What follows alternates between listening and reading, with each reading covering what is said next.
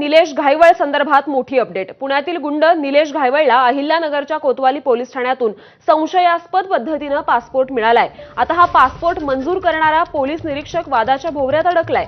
Passport मंजूर करणारा कोतवाली police ठाण्यातील पोलीस निरीक्षक विकास वाघ नावाचा हा पोलीस निरीक्षक तैनात होता आणि हे आता समोर आलेले आहे।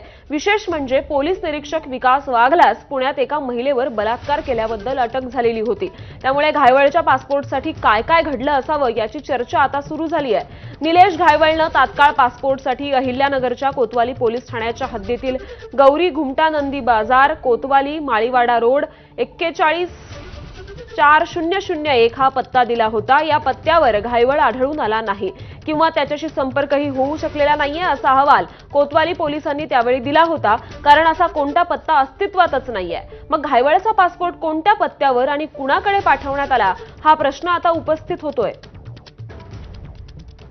आणि या संदर्भात अधिक चर्चा करूयात। मंदार गुंजारी आपले प्रतिनिधी सध्या आपल्या सोबत आहेत। मंदार, एक मोठी गुन्ह्यांचीच साखळी म्हणायला हवी, कारण आधी तर गोळीबार करण्यात आला, त्यानंतर आता पासपोर्ट सुद्धा अतिशय चुकीच्या पद्धतीने मिळवल्याचं सिद्ध होतंय आणि त्याचबरोबर पोलीस सुद्धा यात कुठेतरी हलगर्जीपणा